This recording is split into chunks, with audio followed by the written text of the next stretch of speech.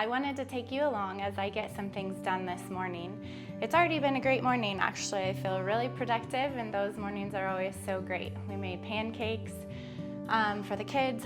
I already made our sandwich bread for sandwiches this week. I would have taken you along on filming that, but it's kind of funny. I was actually in the bathroom milling the flour early this morning so I wouldn't wake up the kids. I often do that actually just so I can get the flour milled for either breakfast, pancakes, waffles, muffins, and then I get our bread started so that I can have it all done and the oven off by the time it is hot, because it is going to be really hot today. So that was my purpose in doing that early. We have a couple things that I wanted to do before we head to the pool with some friends. Hope you enjoy and feel inspired.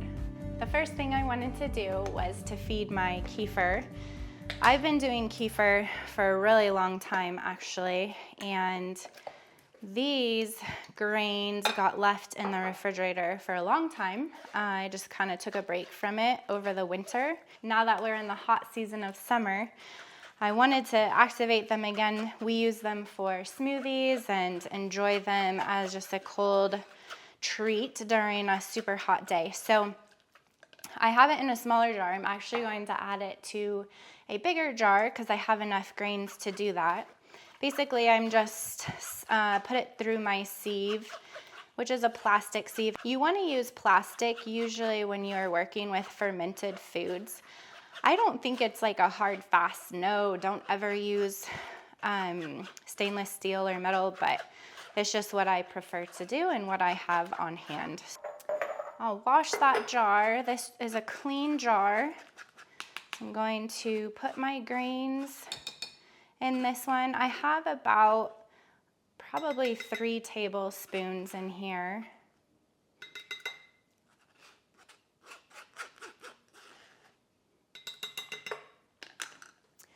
This is whole milk that we get.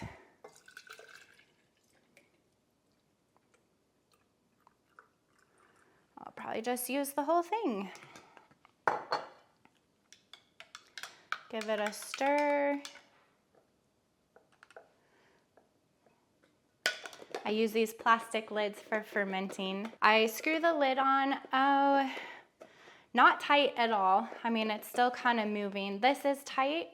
So just about there. It's not going to come off if I lift it up, but I want some air to process through it. And then I just stick it back there, and then when I see it kind of starting to separate and thicken and the whey separating from the kefir, I'll know that it's ready to start using. And you can see it's pretty liquidy, but once you put it in the refrigerator, it will thicken up and it'll be perfect for a smoothie. I'm going to pickle some radishes from our garden. This is the first time that I have grown radishes, and they're just not my favorite taste, but I think that if I pickle them, I will really enjoy them and our family will enjoy them more. So I found a recipe. I'll link it in the description box below. It's super easy. I'm altering it a little bit for what I have, but I'm excited that everything that's going in here except for the spices are things from the garden, and so that's exciting for me. So first I have a bunch of radishes. We're just going to use the mandolin to thinly slice them. I left the stems on because it's just a lot easier to slice them through the mandolin and not cut your fingers. So obviously be super careful. You could use pickled radishes for a sandwich topping, on top of burgers, salad. Okay, so that looks pretty good. We got quite a bit there. I have some cilantro that I already washed from the garden. Some of it was kind of going to seed. You can tell when some of the leaves start splitting and not looking like your typical cilantro leaf. Still tastes great and still usable. So the recipe calls for 1 bunch of cilantro. We'll just kind of roughly chop that up. I'm curious to see how this much cilantro is going to tastes like being pickled. I've never done that, so we'll see. Here's an onion that grew from last year. Must have been left in the ground, I don't know, but we're going to use that up. The recipe calls for red onion. I don't have that, but this will do. We have a jalapeno pepper. It calls for 2, but then also red pepper flakes. Sorry, my eyes are watering from the onions.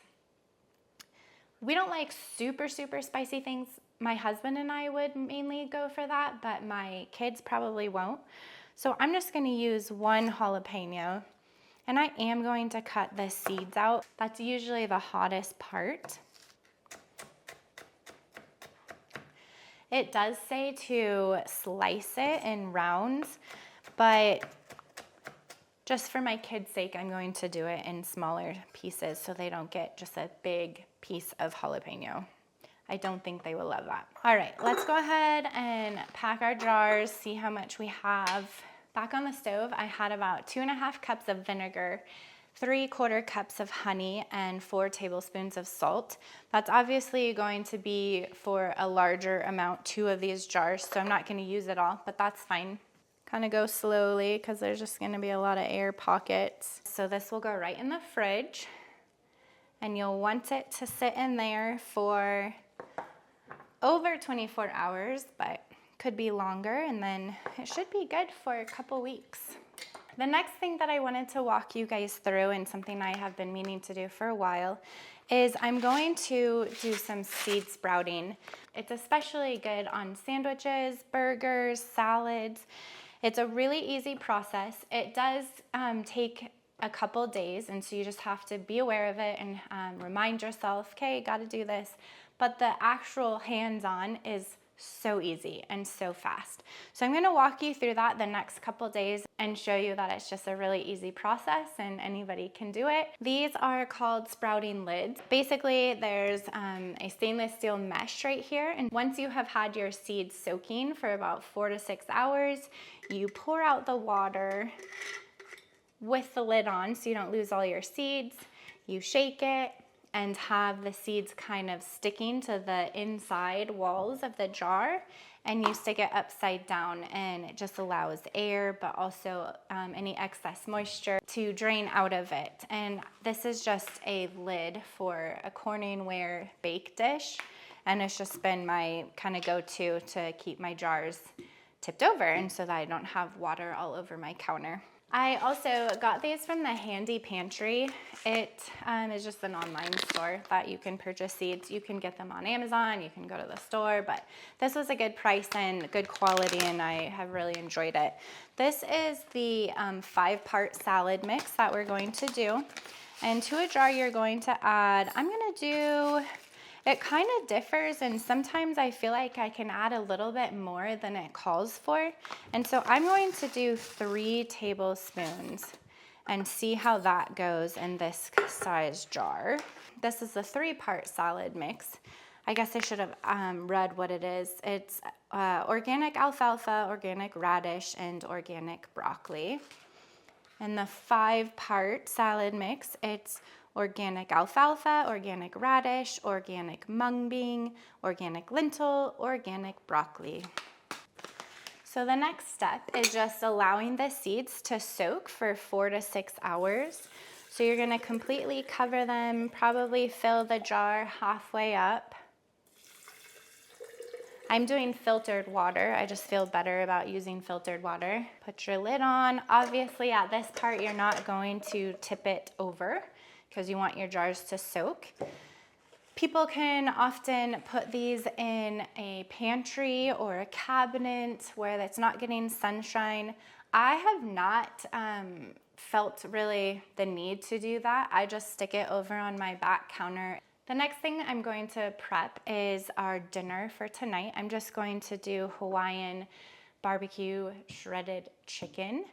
And I am going to keep it really simple. We're going to the pool with some friends here pretty soon, and I just know that kids are hungry. Everybody's tired after the pool, so I want something easy, simple, and ready. I just had some of this Primal Kitchen Hawaiian barbecue sauce on hand, and it needs to be used up, so I just thought that that is what I would do tonight, rather than going with something from scratch.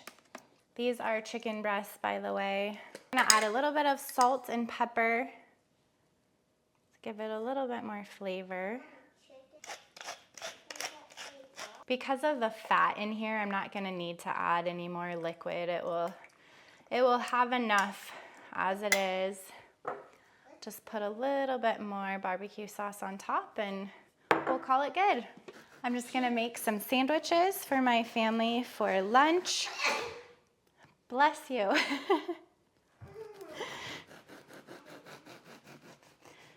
This is the bread that I made this morning. It's cool. Oh, so soft. Yum, it's gonna be so good. I'm going to add this dill pickle sauce to the sandwiches. I think it will add a good flavor.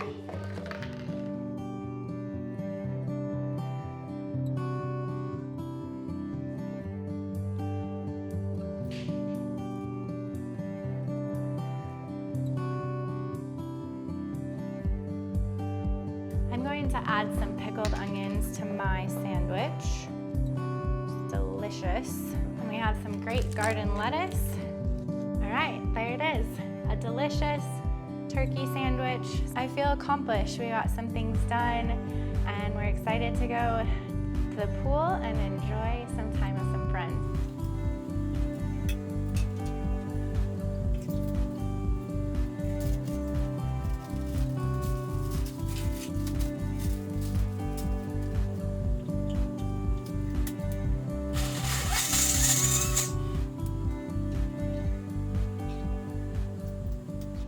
I thought I'd quickly show you how I drain these and then get them ready to start sprouting.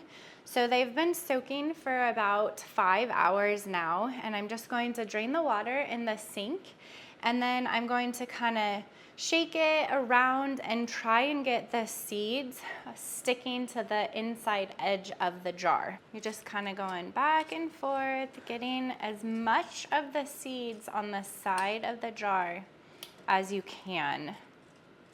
It's not going to fit all of it. That's totally fine. Try to get it on the bottom. And you'll see that it just starts sticking where it's not falling off. That's exactly what you want. So I'm gonna call that one good and do the next one. All right, that should be good to go. I'm going to let this sit on my counter over in the corner, and I will rinse the seeds tomorrow morning, drain it, and do the very same thing, which I'll take you along for that process. The kids are hungry. I just thought I'm gonna keep it super simple. I'm going to serve it with chips and salsa. This is salsa that I canned from all of our garden produce last summer. It's delicious and some of our favorite. To top our barbecue pulled chicken sandwiches, I have some sauerkraut, and I love these, the banana pepper, so I'm gonna add those to mine. Our barbecue chicken smells delicious and looks great.